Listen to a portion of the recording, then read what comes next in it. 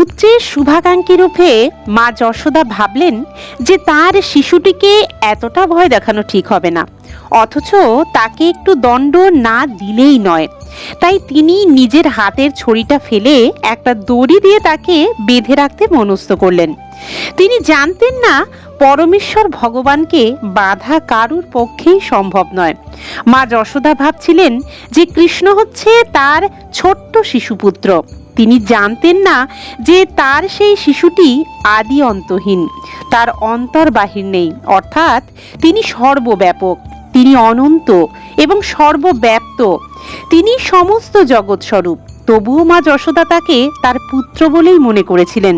যদিও তিনি সমস্ত ইন্দ্রিয়ের অগোচর, তিনি তাকে একজন সাধারণ বালকের মতন দড়ি দিয়ে উদুকলে বাঁধতে চেয়েছিলেন। কিন্তু যখন তিনি তাকে বাঁধতে গেলেন তখন দেখলেন যে সেই দড়িটি 2 ইঞ্চি পরিমাণ ছোট। তিনি আরও দড়ি এনে তার সঙ্গে সেগুলি জুড়ে বাঁধবার চেষ্টা করলেন, কিন্তু তখনও দেখলেন যে তা সেই পরিমাণই ছোট। এইভাবে সব কটি দড়ি তিনি জোড়া দিয়ে তাকে বাঁধবার চেষ্টা করলেন, কিন্তু তবুও বাঁধতে গিয়ে তিনি দেখলেন যে তা 2 ইঞ্চি ছোট।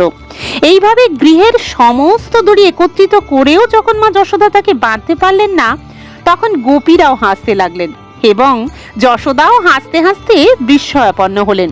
এটা কি করে সম্ভব? তার শিশুপুত্রকে বাঁধতে গিয়ে তিনি পরিশ্রান্ত হয়ে ঘর্মাক্ত হয়ে উঠলেন এবং তার চুলের বাঁধা মালা স্খলিত হয়ে পড়ে গিয়েছিল। তখন বালক কৃষ্ণ তার মাকে পরিশ্রান্ত দেখে কৃপাপূর্বক বন্ধনগ্রস্ত হলেন। মা যশোদার গৃহে একজন সাধারণ শিশুর মতোই কৃষ্ণ তার লীলা বিলাস করছিলেন। কেউই পরমেশ্বর ভগবানকে নিয়ন্ত্রণ করতে পারে না। শুদ্ধ ভক্ত ভগবানের চরণাবিন্দে নিজেকে সর্বতোভাবে সমর্পণ করেন। ভগবান তাকে মারবেন না রাখবেন সেটা তারা তারই ওপরে ছেড়ে দেন, কিন্তু ভক্ত সর্বদাই তার শরণাগত থাকেন। তেমনি ভগবানও আবার ভক্তকে আনন্দ দান করবার জন্য তাদের কাছে আত্মসমর্পণ করেন।